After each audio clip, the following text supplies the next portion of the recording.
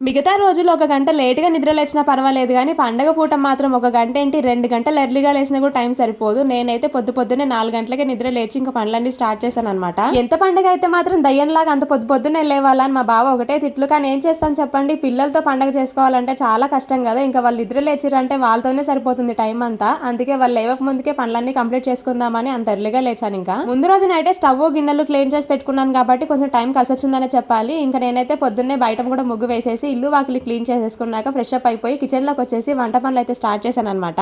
ఉగాది రోజు ఉగాది పచ్చడి ఎంత ఇంపార్టెంట్, మా సైడ్ తెలంగాణలో అయితే ఖచ్చితంగా పోలేలు అయితే కంపల్సరీ చేస్తామన్నమాట. అందుకని నేను బెల్లం బొబ్బట్లు అయితే చేస్తున్నాను. ఇంకా దానికి సంబంధించి అయితే పప్పు అయితే ఉడకబెట్టుకొని పచ్చడిలో కావాల్సినవన్నీ రెడీ చేసేసుకున్నాను. మా ఊర్లో అయితే ఏ పండుగ అయినా సరే పోలేలు చేస్తే అందులో చక్కెర వేసి చేస్తామన్నమాట. కానీ నాకు మా బావకు మాత్రం చక్కెర కంటే కూడా ఇట్లా బెల్లం పోలేలు అంటే ఇష్టం. ఇంకా హెల్తీ కూడా, చక్కెర అవాయిడ్ చేయడం బెస్ట్ కదా. సో అందుకని నేను ఎక్కువగా బెల్లం పోలే చేస్తుంటాను. ఈ లోపు ఇంకా పచ్చడి కూడా చేసేసి ఫస్ట్ పోలన్ని పచ్చడి కుండ దగ్గర నైవేద్యం పెట్టిన తర్వాత ఆ పచ్చడిని దేవుడి దగ్గర పెట్టి పూజ చేసుకున్నాక ఇంకా పచ్చడి అయితే తీసుకుంటాం అనమాట అందరము. మేమైతే ఇట్లా గ్లాసులో పోసుకొని తాగేటట్టుగా లూజ్ గా చేస్తాం పచ్చడి. ఇంకా మీరు ఎట్లా చేసుకుంటారో కామెంట్ సెక్షన్ లో చెప్పడం మర్చిపోకండి. వీడియో నచ్చితే మాత్రం లైక్ చేసి ఛానల్ ని సబ్స్క్రైబ్ చేయండి.